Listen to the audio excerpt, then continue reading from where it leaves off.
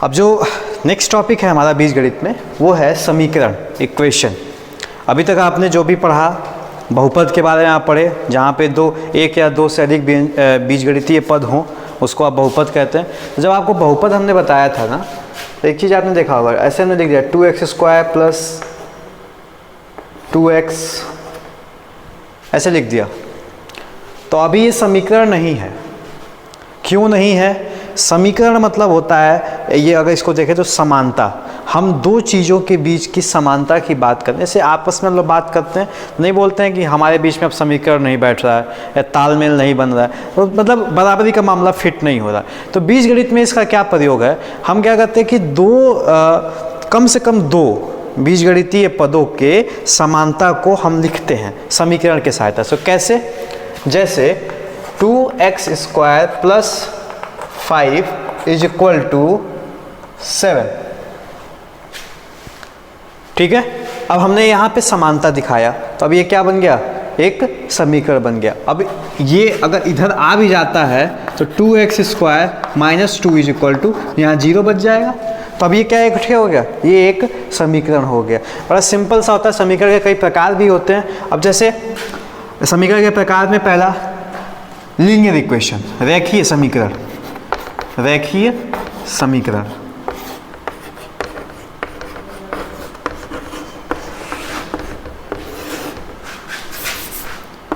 इसकी इंग्लिश होती है लीनियर इक्वेशन।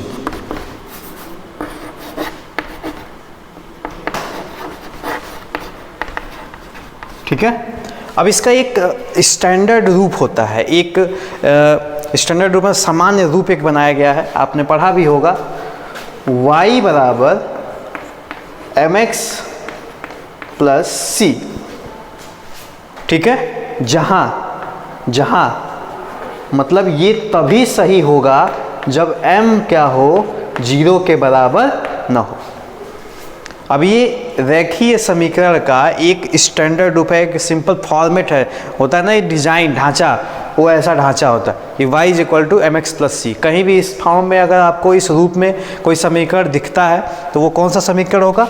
रेखीय समीकरण। अब अगर हम y की जगह पे मान लो कुछ भी रख दे, 5 रख दे, प्लस बराबर m की जगह पे मान लो 2 आ गया, x प्लस 3, तब ये क्या हो गया? एक ठे समीकरण का उदाहरण हो गया। ये मतलब ये पक्ष इस पक्ष के बराबर है। और अब यहाँ पे जो समीकरण लिखा हुआ है, चलिए समीकरण के प्रकार, इसके प्रकार होते हैं। पहला होता है एक चर वाला, वन वेरिएबल इक्वेशन विथ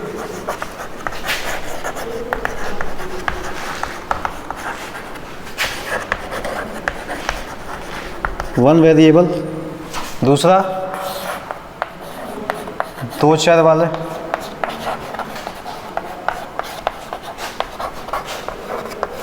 ठीक है, equation with 2 variable, equation with 3 variable. तो अब इक्वेशन विथ, ये जैसे एक वेरिएबल, इसमें एक ही अज्ञात राशि है, तो ये equation with 1 variable, linear equation with 1 variable, एक चर वाला रेखीय समीकरण। अभी जैसे आ जाएगा x plus y is equal to 5, तो अब यहाँ पे कितनी अज्ञात राशियाँ हो गई? 2।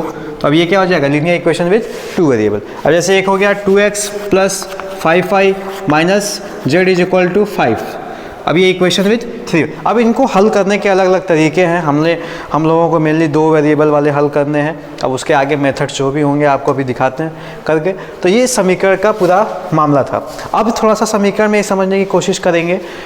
जैसे यहाँ पे जो लिखा हुआ है 5 बराबर 2x प्लस 3, अब इसमें क्वेश्चन क्या बनेगा? क्वेश्चन ये बनता है कि x की वो कौन सी वैल्यू होगी, x का वो कौन सा मान होगा जिसके लिए ये दोनों पक्ष आपस में क्या कर जाएं? बराबर कर जाएं। तो जिस x के जिस मान के लिए ये दोनों पक्ष बराबर कर जाएंगे, यानी समीकरण सिद्ध हो जाएगा, उसको उस समीकरण का हल कहते हैं, या समीकरण का मूल कहते हैं, या इंग्लिश में उसको रूट्स ऑफ इक्वेशन कहते हैं। एक बार फिर से रिपीट करते हैं। जब अब आपके सामने ये समीकरण लगा हुआ है। समीकरण कैसे है, बीच में इक्वल टू का साइन है, एक पक्ष इधर है एक पक्ष इधर है। यहाँ क्वेश्चन क्या बनता है कि x की कौन सी वैल्यू के लिए, x की कौन सी वैल्यू के लिए यहाँ पे दोनों पक्ष क्या हो जाएंगे, बराबर हो जाएंगे।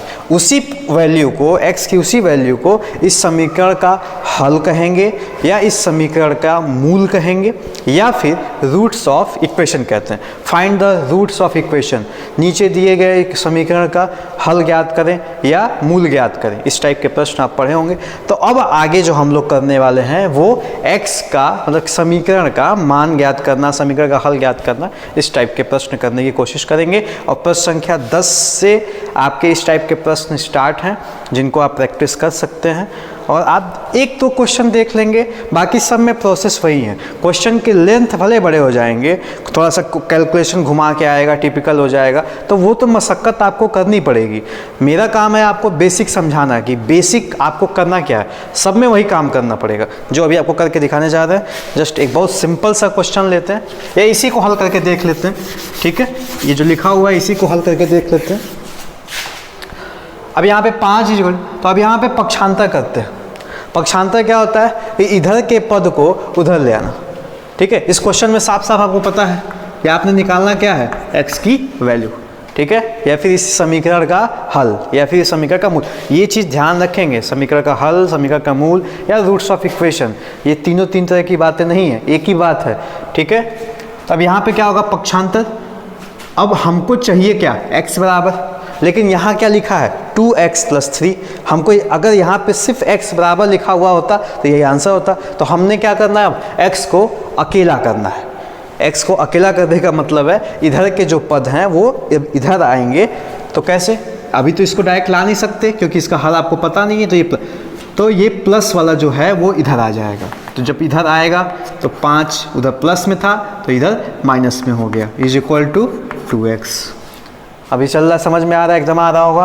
5 में से 3 जाएगा, आपको आता है 2x, यहाँ 2 से 2 कैंसिल, ठीक है। तो x बराबर क्या आ जाएगा, 1। मतलब x बराबर 1 वह मान है जो यहाँ अगर रहेगा तो दोनों पक्ष क्या हो जाएंगे, बराबर। अगर आप x की वैल्यू यहाँ 1 रखिए तो बिल्कुल हो जाएगा। 5 = 2 × 1 + 3, तो 2 - 3 बराबर क्या हो गया, 5 आ गया। मतलब आपका सवाल क्या है, सही है। यही क्या है, इस समीकरण का मूल है, रूट्स है, ठीक है। बात समझ में आई होगी। अब इसी में थोड़े थोड़े क्वेश्चन बड़े हो जाएंगे, आपको कैलकुलेशन करना पड़ेगा। 1-2 क्वेश्चन और करके देख लेते हैं, प्रैक्टिस करते हैं। तो चलिए, आपको सामने 2 क्वेश्चन दिखाई दे रहे हैं। इन 2 क्वेश्चन में काम क्या करना है, आपको x की वैल्यू निकालनी है। क्यों निकालनी है, x की वो वैल्यू निकालनी है जिससे ये दोनों पक्ष आपस में क्या हो जाए, बराबर है। दोनों पक्ष LHS RHS आप पढ़े हैं, ठीक है। सेम काम इसमें भी करना है। तो इसको हम हल करके देखेंगे कि कैसे करते हैं और आंसर जो आता है वो सही कैसे देखा जाता है। तो स्टार्ट करते हैं। अब यहाँ पे जो 2, चलो क्वेश्चन लिख लो, फिर इधर भी बहुत समस्या है। लॉकडाउन में बहुत कुछ हम लोग भी सीख रहे हैं, बहुत कुछ आप लोग भी सीख रहे हैं। चलिए, अच्छा है, लेकिन हम लोग इस चीज़ को एंजॉय कर रहे हैं। शायद आप भी एंजॉय कर ही रहे होंगे घर बैठ के, कैसे सर को देखना है, कैसे पढ़ना है।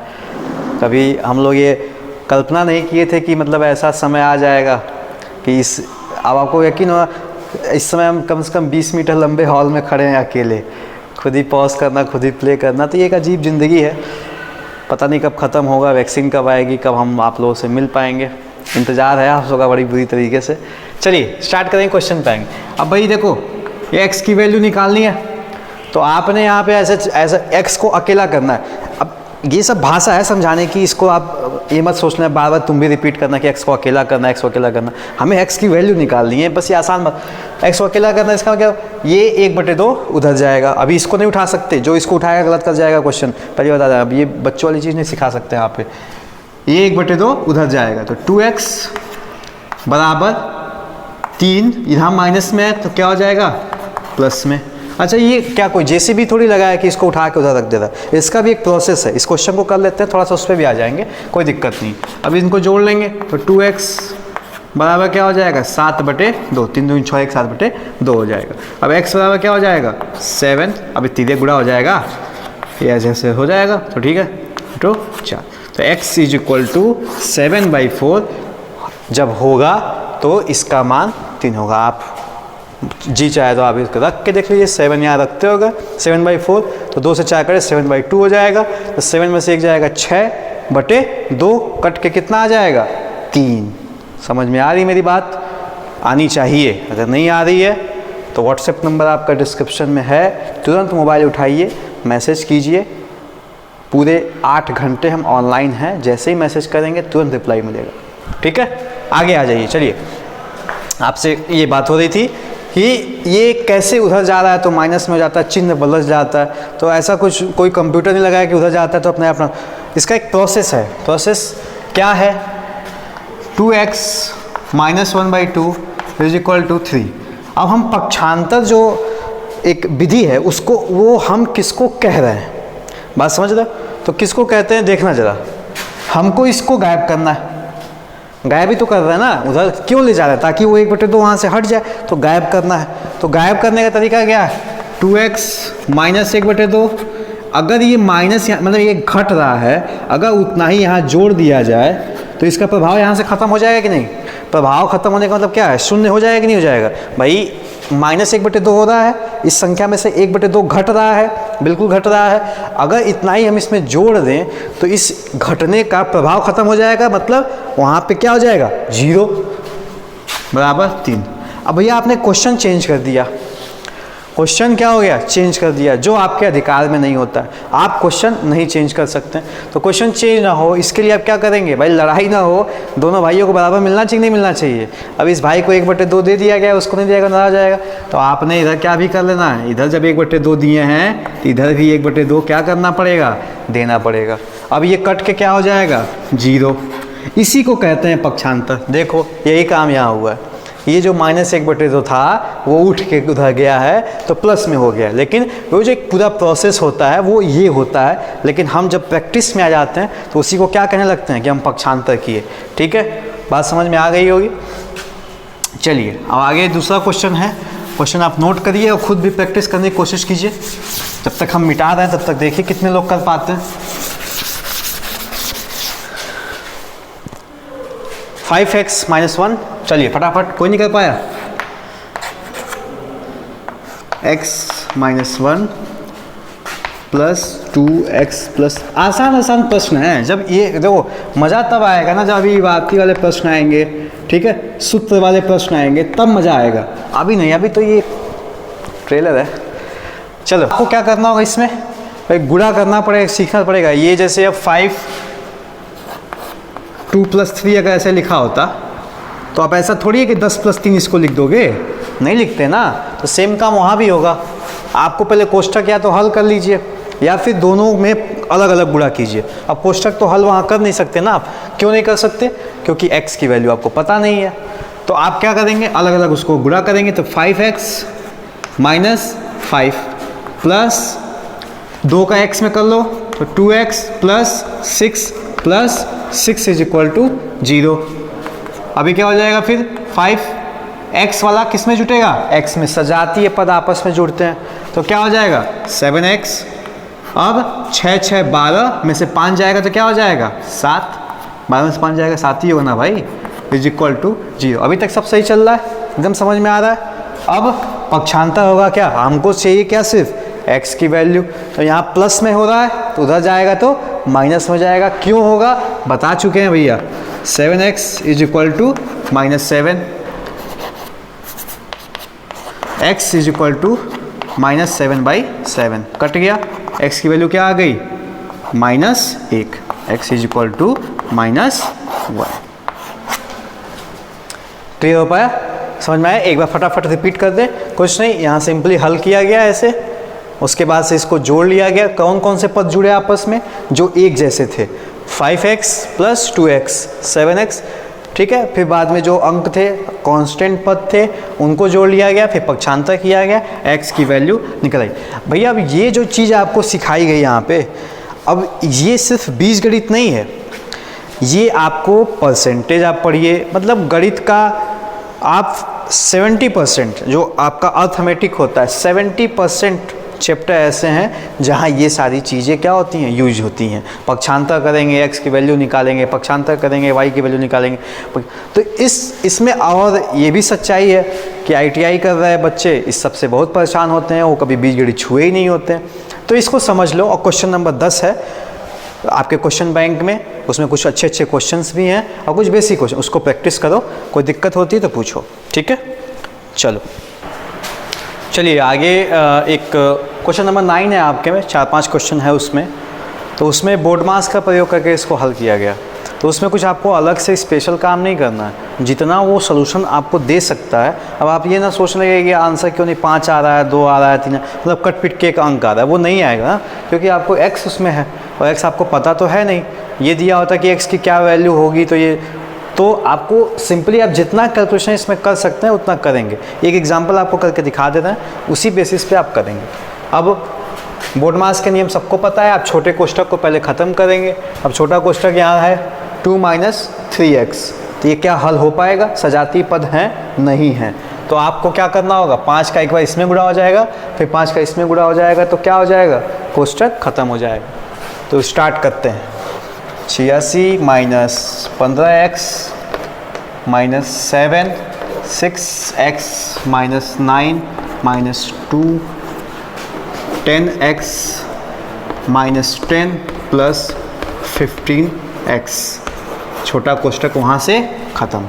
क्या किया गया है एक बार फिर बोल देते हैं। 5 का गुणा किया गया है 2 में, -10 आएगा माइनस के साथ, फिर -5 का गुणा किया गया -3 में, तो 5 × 15x आ जाएगा। क्लियर। आगे फिर चलेंगे। 86 - 15x 7 6x - 9। अब इस कोष्ठक को ख़त्म कैसे कर सकते हैं भाई, एक ही तरीका है ख़त्म करने का, भाई हल करो। हल कैसे कर सकते हैं, ये आपस में क्या हो जाएंगे, सजातीय पद क्या हो जाएंगे, जुड़ जाएंगे। तो जोड़ लो, 25x - 10। इसके आगे आपको अच्छे से पता है क्या करना है। 86 - 15x - 7 6x - 9, फिर -50x + 20। यहाँ तक किसी को दिक्कत हो तो बताओ, कोई दिक्कत नहीं। फिर 86 - 15x अब कुछ इसमें कर आप नहीं सकते, ये घटेगा, तो एक इससे चाहिए इसको भी हम ख़त्म कर ले साथ में। तो ये हो जाएगा आपका 42x + 7 × 9 = 63 - 50x + 20। अभी बस ये कोष्ठक बच जाएगा।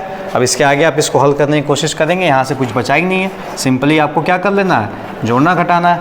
तो ये देखो 50, ये 42 और 50, तो 50 50 100, 8 घट जाएगा, तो क्या हो जाएगा 92 92 -92 + 15, तो -92x + 15x, और फिर 63 में 20 जोड़ देंगे तो क्या हो जाएगा 83। इतना किसी को नहीं समझ में आया तो बताओ, आ रहा है सबको, बिल्कुल आ रहा होगा। अब क्या हो जाएगा आगे, उसको क्या हम हल कर सकते हैं, 86, अब इसको घटा देंगे तो 12 में से 5 जाएगा, आपका क्या बच जाएगा 7, और फिर 8 में से 1 जाएगा तो 7 77, तो -77x + 83। ठीक है। अब ये कोष्ठक का कोई काम नहीं ना, कोष्ठक खत्म होगा, कैसे खत्म होगा, अब ये -1 है, यहाँ पे माइनस का चिन्ह है, तो अंदर के चिन्हों को क्या कर देगा, वो चेंज कर देगा। तो 86 + 77x - 83, तो आंसर क्या आ जाएगा 77x - 3। इसी टाइप का आंसर आएगा। अब ये मत सोचना कि 3 आएगा, 2 आएगा, 4 आएगा, ऐसा कुछ नहीं होगा, क्योंकि आपके पास एक अज्ञात राशि है, जब तक उसके बारे में आपको पता नहीं होगा आप आंसर नहीं, तो ये आपका आंसर हो जाएगा। इस टाइप के कुछ क्वेश्चंस हैं, आप उसको करने की प्रैक्टिस करेंगे। नेक्स्ट टाइप के क्वेश्चन अब हम लोग इबारती वाले करेंगे, ठीक है। 1-2 क्वेश्चन करेंगे, 10वें क्वेश्चन के बाद से आपको कुछ क्वेश्चन दिए गए हैं, उसको आप प्रैक्टिस करेंगे, कोशिश कीजिएगा हो जाए, नहीं होगा तो हम हैं ही, चलिए इसको उठाते हैं। अभी देखो इबारती वाले क्वेश्चन स्टार्ट होंगे, तो इबारती वाले आपसे थोड़ा सा हम ओरली बात करना चाहेंगे, आप सुनिएगा मेरी बात को जो हम कहेंगे। इबारती वाले क्वेश्चन करने के लिए ना देखो सबसे पहला काम तो ये होता है क्वेश्चन को जितनी बार पढ़ सकते हो पढ़ो। अभी हम लोग जो स्टार्ट करेंगे बिल्कुल सुनने से स्टार्ट करेंगे ताकि जो कमज़ोर हैं वो भी चीज़ों को कैच कर पाएँ। तो अब जैसे आपसे कोई कह रहा है किसी संख्या का 5 गुना, किसका? किसी संख्या का 5 गुना, किसी संख्या आपको नहीं पता ना, तो मान लेंगे x है। अब यही वो हो गई किसी संख्या, इसका 5 गुना मतलब इसमें 5 से गुणा कर दिया, तो वो संख्या क्या बन गई? 5x। अब कोई कह रहा है किसी संख्या से 3 अधिक, किसी संख्या से 3 अधिक, तो मान लो संख्या y है तो उससे 3 अधिक, यानी अभी 5 था अब उससे 3 अधिक यानी उसमें 3 जोड़ देंगे तो y + 3। अब कह रहा है किसी संख्या का 1/2, किसी संख्या का 1/2, तो मान लो भाई संख्या z है, हमको नहीं पता ना वो संख्या क्या है, तो वो क्या हो जाएगी z। का 1/2, का मतलब आप जानते हो क्या होता है? गुणा 1/2, सिंपल, तो z/2 हो गया। धीरे धीरे चलेंगे, कोई दिक्कत नहीं। अब कहता है जैसे मान लो किसी संख्या के 1/2 से 5 कम, फिर से रिपीट कर रहे हैं, किसी संख्या के 1/2 से 5 कम, किसी संख्या x, किसी संख्या के 1/2 यानी इसी के 1/2 से, तो गुणे 1/2, इसमें से क्या 5 कम। ठीक है, ये कोई क्वेश्चन नहीं करवा रहे, हम आपसे बता रहे हैं कि जो शब्द में लिखे होते हैं उसको आप मैथमेटिकल टर्म में, गणित की भाषा में लिखते कैसे हैं। तो अब यहाँ पे क्या हो जाएगा x/2 - 5। अब ये संख्या होगा, अब x की वैल्यू आपको जब पता कर देंगे तो आपको मानेगा। अब यही क्वेश्चन को थोड़ा सा आगे कर दें तो कह दे किसी संख्या के 1/2 से जो 5 कम है वो बराबर है किसके? 2 के। मान लो यही क्वेश्चन लिखा होता है, तो अब यहाँ पे क्या हो जाता है आपका? बराबर 2 हो जाता है। आप इसको हल करना अभी जस्ट इसके पहले सीखेंगे, नहीं सीखें? बिल्कुल सीखें। इसको हल करते आप क्या हो जाएगा? x - 10 = 4। अब ये नहीं सोचना कि सर ये कैसे हो गया, हो जाता है, 2 हो गया ये, ठीक है। जब 2 करोगे तो फिर जब करोगे गुणा 5 दूनी 10 हो जाएगा, सिंपल सी बात है। तो x बराबर क्या हो जाएगा? 14। मतलब 14 वह संख्या है जिसके 1/2 करके उसको 5 कम कर दें तो आपको क्या मिलेगा? 2। करके देख लो, 14 का 1/2 मतलब आधा 7 हो गया, उसको 5 कम कर दे, 7 में से 5 घटा दे, कितना बचेगा? 2। तो देखो ये ऐसे समझने की कोशिश करनी है। अब इसी में क्वेश्चन को थोड़ा थोड़ा आगे बढ़ाएंगे, लेवल टफ करेगा, इबारती 1 लाइन से कन्वर्ट होकर 3 लाइन 4 लाइन में जाएगा। तो जो भी होगा उसको आप जब 1 बार 2 बार पढ़ेंगे और एकदम स्टेप वाइज उसको करते चलेंगे तो दिक्कत नहीं होगी। आपको हम पिछले 3 साल से पढ़ा रहे हैं और मेरा पूरा अनुभव है कि जब भी इबारती वाला क्वेश्चन आता है तो ITI कर रहे 90% लड़के धराशायी हो जाते हैं। अरे सर पता, जबकि जब आप बाज़ार जाते हो ना तो ये सब काम करते हो, ये सब काम करते हो। जैसे आप बाज़ार गए 14 रुपये लेके गए थे, हाँ 14 रुपये लेके गए थे, 14 रुपये में आधा आपने किराने की स्टोर पे ख़त्म कर दिया, अब 5 रुपये कहीं गिरा दिया, कितना बचा है? तुरंत बता दोगे 1 सेकंड के अंदर 2 रुपये। लेकिन वही कहा जाएगा कि जब इसको आप हल कीजिए तो आप फंस जाएंगे। सीखना होता है, आप ऐसे इसको कर सकते हैं मैथमेटिकल टर्म में। तो 1-2 क्वेश्चन हम करेंगे आपके क्वेश्चन बैंक से, आसान से आप समझने की कोशिश कीजिएगा, ठीक है। चलिए शुरू करते हैं फिर से। आपके सामने ये क्वेश्चन आपके क्वेश्चन बैंक में भी हैं, तो आप वहाँ से भी देख सकते हैं। और आपके लिए अच्छा ये होगा कि आप साथ में कॉपी पेन लेके बैठो, ऐसे मूवी जैसे मत देखो वीडियो, कॉपी पेन लेके बैठो। क्वेश्चन जो है हम करवा रहे हैं उसको करने की कोशिश करो, जो हम सोचवा रहे हैं उसको सोचने की कोशिश करो, तो जो बाकी के क्वेश्चंस हैं आपके बैंक में वो आप उसको कर पाएंगे। अभी क्या है कि जो आपने होमवर्क कल भेजा उसमें क्या हमने देखा कि जैसे मैक्सिमम क्वेश्चंस वही कर पाए जिस टाइप के क्वेश्चन हम यहाँ बताए थे। भाई ऐसा थोड़ी होगा, आपको हमने सोचने का तरीका बता दिया, आप सोच सकते हैं। नहीं समझ में आ रहा तो आप वो पूछिए, आपको बताया जाएगा, ठीक है। चलिए तो शुरुआत करते हैं।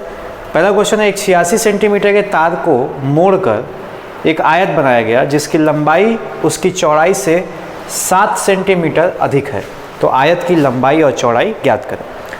अब देखो इस क्वेश्चन में आपसे कई सारी चीज़ें पूछ लिएगा, बीजगणित भी चेक कर लेगा, आपका क्षेत्रफल वाला जो पोर्शन होता है वो भी चेक कर लेगा, आपका थोड़ा सा दिमाग भी चेक कर लेगा कि वो 86 सेंटीमीटर के तार को मोड़ कर आयत बनाया गया, तो वो क्यों ऐसा भी तो कह सकता था कि एक आयत की लंबाई चौड़ाई 7 सेंटीमीटर अधिक है, उसके भुजा, ये आपसे चेक करवा रहा है कि आप उतना दिमाग वहाँ पहुँच पा रहे हैं कि नहीं।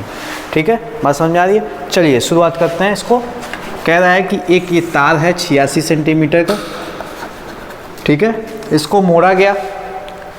अब इसको मोड़ते हैं तो कुछ यूं आयत बन जाएगा। क्लियर। अब कह रहा है कि जिसकी लंबाई उसकी चौड़ाई से 7 सेंटीमीटर अधिक है, तो मान लीजिए ये चौड़ाई हो गई x, तो उसकी लंबाई कितनी हो जाएगी x + 7। भाई उस लंबाई चौड़ाई से 7 सेंटीमीटर अधिक है, तो अगर लंबाई 5 है तो अगर लंबाई 5 है तो चौड़ाई क्या हो जाएगी 12, उसमें जुड़ जाएगा। तो वैसे ही अगर ये चौड़ाई इसकी x हो गई तो उसकी लंबाई क्या हो जाएगी सर, क्योंकि लंबाई इसकी 7 सेंटीमीटर से अधिक है। अब 86 सेंटीमीटर के तार को ये बनाया गया। अब आप सब जानते हैं परिमाप नाम का एक वर्ड होता है पेरीमीटर, ठीक है, आपके क्लास में भी कई बार बताया गया। तो पेरीमीटर क्या होता है, आपको बताए थे कि ये जो भुजाएं हैं इनकी लंबाई को नाप लेते हैं। तो अगर आप सोचो तो ये जो है 86 सेंटीमीटर, अगर इनको हम नापते हैं तो ये अगर खोल दें तो फिर उसी तार के रूप में चले जाएंगे कि नहीं चले जाएंगे। भाई तार को मोड़ के बनाया गया है, जब तार को सीधा करेंगे फिर 86 सेंटीमीटर मिल जाएगा कि नहीं मिल जाएगा। यानी जो ये 86 सेंटीमीटर है वो क्या दिया हुआ है, इस आयत का परिमाप दिया हुआ है। और परिमाप का आपको पता है फार्मूला क्या होता है, 2 कोष्ठक में लंबाई धन चौड़ाई। ठीक है, ये इसके बराबर ये भी x होगा और ये भी x + 7 होगा। तो अब इन सबको जोड़ दोगे तभी तो आंसर मिलेगा। तो बात वही हुआ, तब इसमें पुट कर लेंगे। ये बराबर किस में दिया हुआ है, 86 सेंटीमीटर पे ये दिया हुआ है। तो मान रखेंगे 2x + 7 बराबर 86।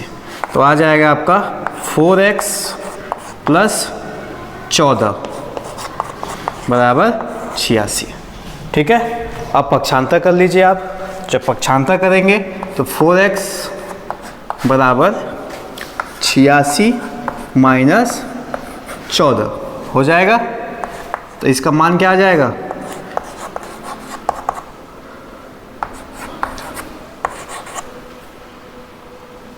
x बराबर 72/4। ये काट दीजिए, 4 × 4 तो x बराबर 18। अब ये क्या निकला, चौड़ाई। ठीक है, अब आपको लंबाई भी निकालना था, तो चौड़ाई से 7 सेंटीमीटर वो अधिक है। तो इसमें आप सिंपली जोड़ लेंगे, तो ये मान लो हो गया क्या, चौड़ाई। अब यहाँ लिखना चाहिए था माना चौड़ाई x। आप समझ गए होंगे, विश्वास है हमको, इतना आप कैच कर सकते हैं करने की। ठीक है, तो अब ये चौड़ाई क्या हो जाएगा 18, तो लंबाई क्या हो जाएगा x + 18, तो x + 7, तो x का मान आपको पता है, तो 18 धन 7 क्या हो जाएगा 25। ठीक है, तो इसका आंसर ये हो गया। किया कुछ नहीं किया है, जो प्रश्न में दिया गया था उसी को यूज किया हमने। एक 86 सेंटीमीटर के तार को मोड़कर आयत बनाया गया, उसको मोड़ के बनाया जिसमें उसकी जो लंबाई है चौड़ाई से 7 सेंटीमीटर अधिक है। तो x अगर चौड़ाई को माने तो लंबाई अपने आप क्या हो जाएगा, x + 7। अब जब तार को मोड़ा गया 86 सेंटीमीटर, वही जोड़ दिया से बना दिया गया, तो वही तो उसका पेरीमीटर होगा ना। पेरीमीटर यही होता है किसी भी चीज़ की। आप वृत्त का भी परिमाप निकालते हैं 2πr करके, तो वो भी क्या होता है, उसको तोड़ दीजिए, वृत्त को ऐसे सीधा कर दीजिए, तो वो आप उसकी परिधि निकाल पाते हैं। ठीक है, यहाँ पे अब देखिए फिर उसका से फार्मूले में रख दिया है, उसके बाद से सिंपल बीजगणित लगाए, आपके हाथ में आंसर है। ठीक है, तो चलिए अगला क्वेश्चन पे चलेंगे।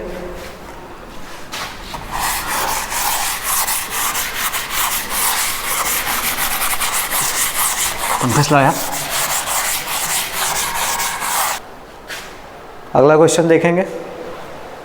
किसी संख्या के 1/5 को 5 बढ़ाने पर वह संख्या के 1/4 से 5 कम के बराबर हो जाता है।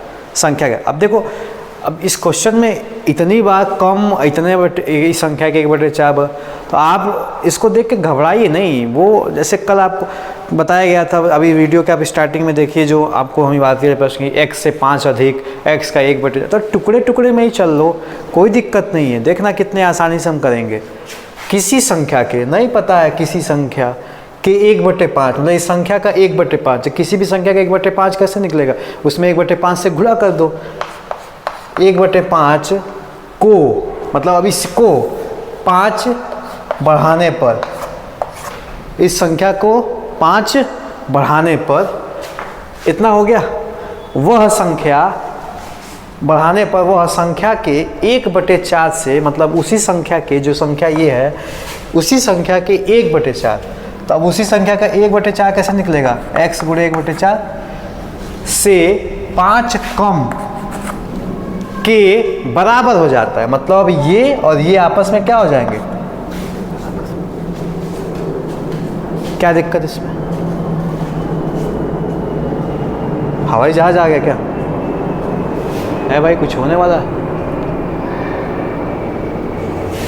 चलिए हवाई जहाज को चले जाने दीजिए, तब तक आप हमको देखिए। हैं, बहुत दिन हो गया होगा देखे आपको। इस गर्मी में शाम के 7:30 हो रहे हैं, पंखा भी बंद है, गर्मी हो रहा है लेकिन काम करना पड़ रहा है, बस आपके लिए है। अच्छी बात है, आप भी इसी तरीके से मेहनत से पढ़ रहे होंगे, उम्मीद है आप पढ़ेंगे, हमारा मनोबल बढ़ेगा। हवाई जहाज गया, चलो स्टार्ट करें। क्वेश्चन फिर से एक बार देखना। किसी संख्या के 1/5 को, किसी संख्या, हमको संख्या नहीं पता, x के 1/5 मतलब उसका 1/5 को 5 बढ़ाने पर, भाई किसी भी चीज़ को बढ़ाने का क्या मतलब है, उसमें उतना जोड़ना, 5 बढ़ाना है तो यानी उसमें क्या करेंगे, 5 जोड़ देंगे।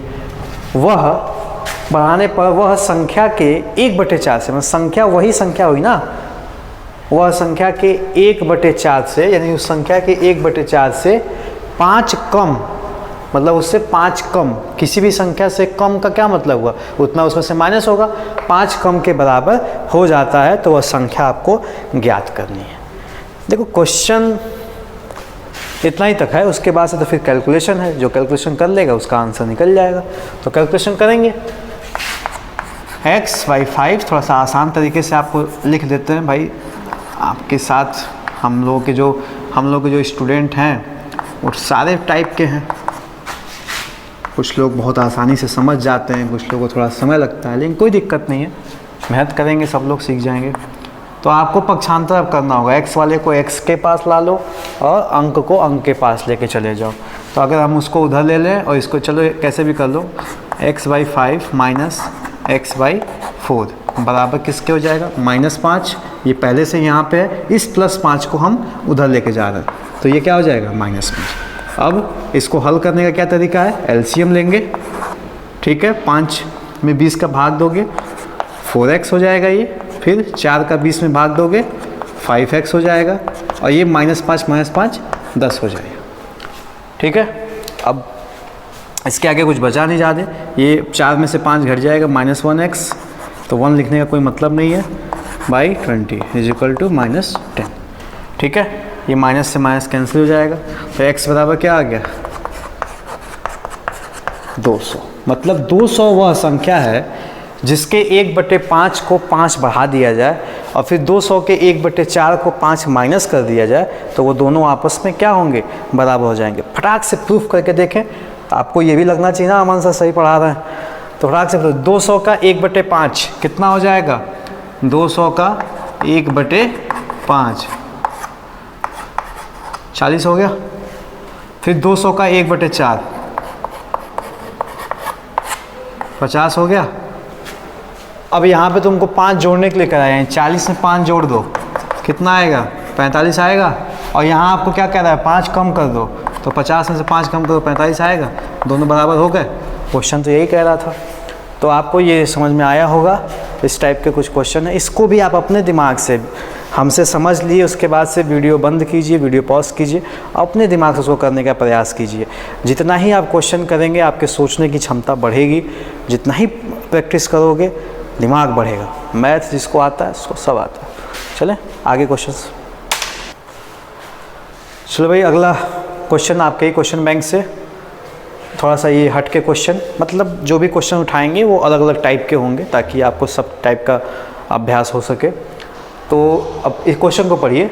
सुमित्रा के पास 50 पैसे 25 पैसे के सिक्कों से कुल 34 रुपये हैं। मतलब 50 पैसे के कुछ सिक्के हैं उसके पास और 25 पैसे के कुछ सिक्के हैं, तो उसका कुल मिला के कितना उसके पास है? 34 रुपये उसके पास टोटल है।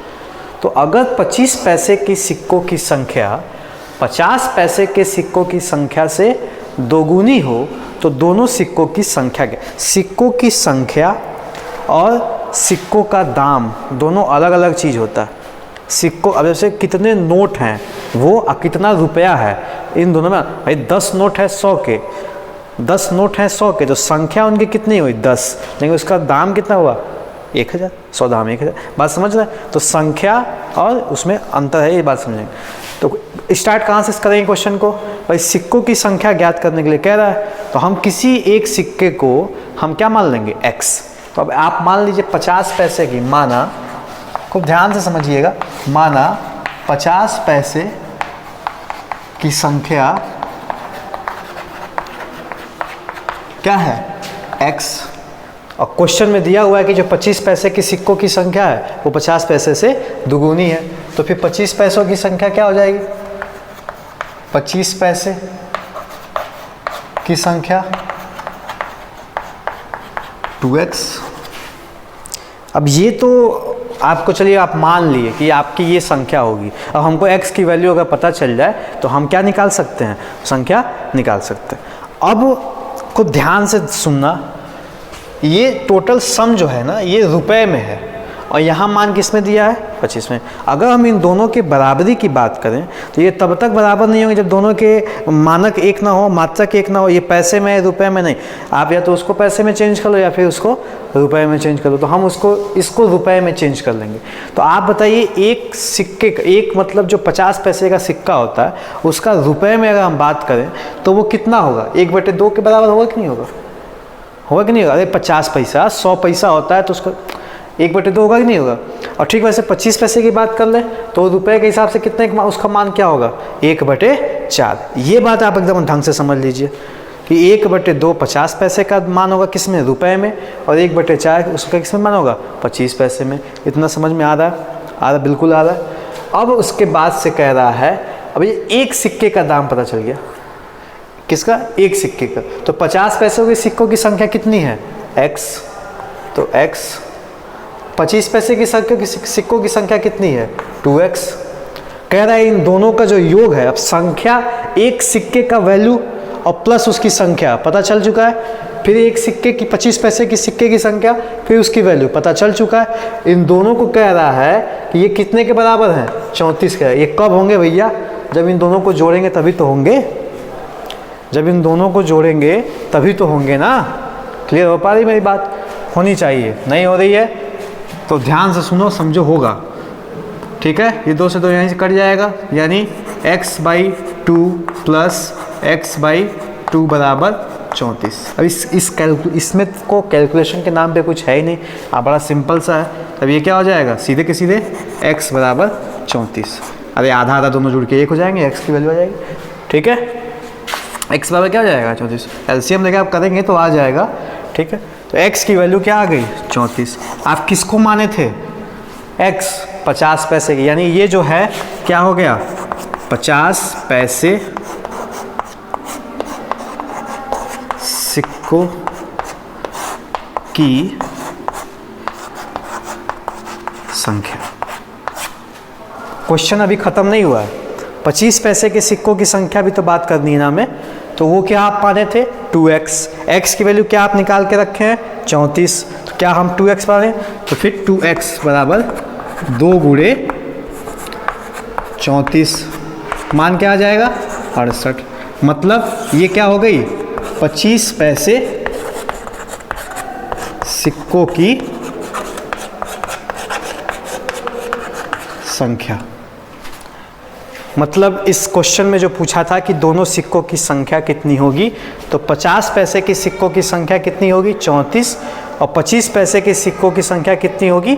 68। इसको अगर प्रूफ करना चाहते हो तो अब देखो, अगर तुम्हारे पास 50 पैसे की 34 हैं सिक्के, तो कितना रुपया हुआ भैया? 98 आपके पास 34 है, 17 रुपया हुआ।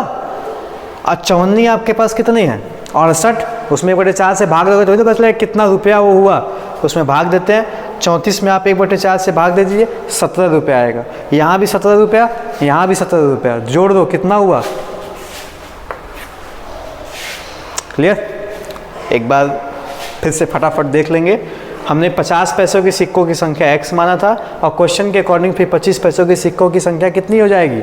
2x हो जाएगी। एकदम समझ में आ रहा है? अब उसके बाद से कहा क्वेश्चन कि इन दोनों का जो पैसे की जो वैल्यू है वो कितनी है? 34 रुपये के बराबर है। तो संख्या तो आपको पता नहीं था, आपने माना हुआ है। तो एक सिक्के की वैल्यू 1/2 होगी 50 पैसे वाली, उसमें उसकी संख्या से गुणा कर दिए। फिर 25 पैसे के सिक्के की एक वैल्यू कितनी होगी? 1/4, उसमें उसकी संख्या 2x से गुणा कर दिए। उन दोनों को जोड़ेंगे तो किसके बराबर होना चाहिए? वो 34 रुपये के बराबर होना चाहिए। बड़ा सिंपल सा आप कैलकुलेशन किए हैं, आंसर आपके सामने। ठीक है, आगे जो, चलो अगले क्वेश्चन को देखें फटाक से। सोनल और मनोज के वर्तमान उम्र का अनुपात 7:5 है। 10 वर्ष बाद उनके उम्र का अनुपात 9:7 हो जाता है। तो दोनों की वर्तमान आयु ज्ञात करें। समझ में आ रहा है? एक क्वेश्चन आप 1-2 बार पढ़ सकते हैं, देख लीजिए, नहीं पढ़ पा रहे हैं यहाँ क्वेश्चन बैंक में देख लीजिए 24। ठीक है, तो इनके वर्तमान उम्र का अनुपात क्या है? तो चलो सबसे वर्तमान आयु निकालना है। तो मान लो वर्तमान आयु क्या हो जाएगी? देखो ये रेशियो का क्वेश्चन है, तो आप इसको रेशियो के मेथड से बड़े आसानी से कर सकते हैं। नहीं, हम यहाँ रेशियो तो पढ़ नहीं रहे, हम इसको बीजगणित के तरीके से करेंगे। वर्तमान आयु सोनल की हो जाएगी आपकी क्या? 7x सोनल, और ये हो जाएंगे आपके मनोज, इसकी क्या हो जाएगी? 5x। इतना समझ में आता है? ठीक है, अब आपको दूसरा क्या कह रहा है कि 10 वर्ष बाद उनके उम्र का अनुपात। तो अभी वर्तमान आयु से ही 10 वर्ष बाद, यानी अब उनकी उम्र क्या मान लोगे?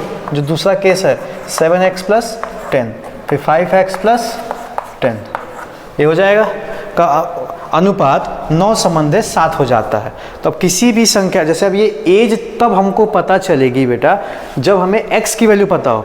तो पता तो है नहीं, और अगर इसका हमको अनुपात निकालना है तो इनको आपस में बटे में रखना पड़ेगा। भाई अनुपात जैसे 7:5 लिखा हुआ है ना, इसका मतलब होता है 7/5। बात समझ रहे हैं? तो अब इसको हमको अनुपात, क्योंकि क्वेश्चन देखेंगे 10 वर्ष बाद उनके उम्र का अनुपात 9:7 हो जाता है। तो हमको समीकरण किसके भी साथ बनाना है? एक अनुपात के साथ, जिसको आप लिखेंगे किस तरीके से? 9/7। ऐसे ही तो उसको लिख सकते हैं ना। तो इसको भी, मतलब जो उनके वर्तमान आयु के 10 वर्ष के बाद, इसको हमको भिन्न के रूप में लिखना पड़ेगा। ठीक है, अनुपात बराबर। अब इसके बाद से इसको आप हल कर लीजिए, बड़ा तेज़ी से हम लोग हल करेंगे इसको। 49x तिरछे गुणा होगा, तिर्यक गुणा जिसको आप बोलते हैं, 49x + 70, 45x + 90। तो उधर ले लो, 49x - 45x = 90 - 70। तो ये क्या हो जाएगा? 49 में से 45 जाएगा, 4x, और 90 में 70 जाएगा 20। तो x = 20/4 क्या आ जाएगा? 5। अभी आंसर नहीं हुआ, MCQ रहेगा। तो यहीं पे हम एक ऑप्शन, पहला ऑप्शन क्या देंगे? x बराबर, मतलब वर्तमान आयु 5 वर्ष ऐसे दे देगा। ये आंसर अभी ख़त्म नहीं हुआ है। आपने आंसर में क्या पूछ रहा है? दोनों की वर्तमान आयु ज्ञात करें। तो आपको दोनों की वर्तमान आयु, तो एक का आपने क्या माना था? तो सोनल का क्या हो जाएगा? 7x। तो x की वैल्यू रखो, 7 × 5 35 वर्ष। फिर मनोज की एज क्या है? 5x, x की वैल्यू आपको पता है, 5 × 5 क्या हो जाएगा? 25 वर्ष।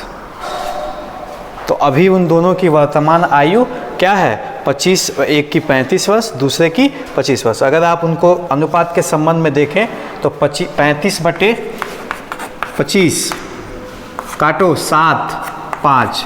देखो यही अनुपात है कि नहीं यहाँ पे? 7:5 ये है कि नहीं यहाँ पे? अब 10 वर्ष बाद, मतलब 35 में 10 वर्ष बाद कितना हो जाएगा? 45, 25, 35, तो 45/25, 45/35, तो 9 और 5 7 35, रेशियो 9:7 हो गया है कि नहीं हो गया? यानी आपका आंसर सही है। आपको कोई आंसर की आवश्यकता नहीं है, किसी उत्तर माला की आवश्यकता नहीं है। आप अपना आंसर सही है कि गलत है ये खुद ऐसे आप चेक करिए, आदत डालिए, क्वेश्चंस के साथ मजाक कीजिए, खेलिए उसके साथ, क्या कह रहा है और उसी के अनुसार उसको हल करने की कोशिश कीजिए। ठीक है, आगे हम एक टाइप के क्वेश्चंस और करेंगे, छूट गए हैं, उसको करने का प्रयास करेंगे। फटाक से 2 क्वेश्चन करेंगे। चलिए ये एक समीकरण है, ठीक है। एक पक्ष में x दिया हुआ है, दूसरे पक्ष में आपको कुछ अंक दिया हुआ है और कह रहा है कि x की वैल्यू निकालिए। समीकरण के मूल के बारे में आपको बता दिया गया, अब इसको हल करने का प्रयास करेंगे। यहाँ क्वेश्चन में x = पूछ रहा है, आप इसको x के मान निकालेंगे। तो पहला क्वेश्चन उठाओ होगा, तो 2x + 5 3x + 4 = 3। यहाँ बटे में 1 हो सकता है, आप ये चीज़ जानते हैं। सिंपल तिर्यक गुणा कर लीजिए आप, तो तिर्यक गुणा करोगे तो 2x + 5 का 1 में गुणा होगा तो क्या हो जाएगा, और फिर 3 का क्या हो जाएगा, 3 का दोनों में गुणा होगा, इसमें भी होगा इसमें भी होगा, तो 3 तिर्यक 9x + 12। उसके बाद से आप पक्षांतर कर लीजिए, उसको उधर ले जाइए, इसको उधर ले लीजिए, तो 5 में से 12 घटा लो और 9x - 2x, ये -7 हो गया, और ये कितना हो जाएगा, 9 में से 2 जाएगा तो 7x, तो 7 से 7 खत्म होगा, भाग करेंगे तो x की वैल्यू क्या हो जाएगी, -1। इस टाइप के प्रश्न है आपके क्वेश्चन बैंक में। इसी तरीके से आपको तिरछे गुणा करके करना है। दूसरा क्वेश्चन है तो तुरंत उसको भी करने का प्रयास करेंगे। 2/7 x - 9 + x/3 = 3। छोटा सा क्वेश्चन है, ये भी बहुत बड़ा नहीं है। अब 2/7 कोष्ठक के बाहर है, आपको उसका दोनों में गुणा करना पड़ेगा। तो 2x/7 - 18, यही तो होगा ना, नहीं, 18/7 + x/3 = 3। अब आप x वाले को x में जोड़ेंगे और बाकी को उधर भेज देंगे। तो 2x इसको जोड़ो अगर, तो एलसीएम क्या हो जाएगा, 21, 7 और 3 का एलसीएम 21 हो जाएगा। अरे इसको भेज लो पहले, तुम लोग गुस्साते बहुत जल्दी हो ना, कहोगे सर कैसे हो गया। हाँ, अब ये उधर जा चुका है, हम लोग यहाँ पे कर रहे हैं। तो 7 से 21, अब यहाँ 7 के 3, 3 दूनी 6x और फिर 7 7x, 3 7 21, तो 7 का उसमें गुणा हो जाएगा। ठीक है, अब यहाँ भी इसको अब चलो आगे करो, 13x/21 = फिर यहाँ 7 के 21 + 18/7, उसको आप कर सकते हैं। अब आगे फिर सिंपल इसको हल करेंगे, तो आप 21 में आप 18 जोड़ दीजिए, तो 9 इधर 9 39/7, तो 13x/21 39/7। अब देखो, हम इसके पहले भी क्लासेस में आपको ये ऑपरेशन करके दिखाते रहे हैं। यहाँ कंफ्यूज मत हो जाना कि सर तिरछे अगर आप गुणा करते हैं फिर पक्षांतर करेंगे, x की वैल्यू अगर निकालेंगे, अगर ये = के इधर है तो आमने सामने मतलब अंश से ही कटने लगता है, क्योंकि जब भेजोगे तो अंश वाला हर में जाएगा, हर वाला अंश में आएगा, उल्टा ये हो जाता है। तो यहाँ 13 से 39 कट जाएगा कितनी बार में, 3 बार में। यहाँ 7 से 21 कितनी बार में कट जाएगा, 3 बार में। अब यहाँ बचा 1, यहाँ बचा 1, 3 से गुणा करो तो x बराबर क्या आ जाएगा, 9। इसको आप अपनी कॉपी में भी करेंगे। ठीक है, इस टाइप के जो भी क्वेश्चंस हैं आप इसको करिए। इसके बाद से आपका बच जो गया है वो 2 चर वाले रैखिक समीकरण। अभी आपने नोटिस किया होगा कि सिर्फ x वाले एक सिंगल जो अज्ञात राशि है उसी का हम लोग हल कर रहे थे। अब जो आगे हम पढ़ेंगे 2 अज्ञात राशि वाली जो भी प्रश्न होंगे x और y, जिसका वीडियो आपको नेक्स्ट वीक दिया जाएगा। इस वीक आप ज़्यादा मैथ कर चुके, तो आज के लिए इस हफ्ते के लिए इतना काफ़ी है। जो भी आपको समस्या आ रही है आप व्हाट्सएप पे पूछिए। शाम को 7 से 9 के बीच में आपको डाउट क्लियर किया जाएगा और सुबह 10 से 12 के बीच में आपका डाउट क्लियर किया जा सकता है, कोई दिक्कत नहीं उसमें। बाकी सब्जेक्ट्स आप पढ़ते रहिए। शनिवार को ऑनलाइन एग्ज़ाम होगा, अच्छे अच्छे क्वेश्चंस के साथ तैयार रहिएगा। तब तक के लिए नमस्कार, सुरक्षित रहिए, घर पे रहिए।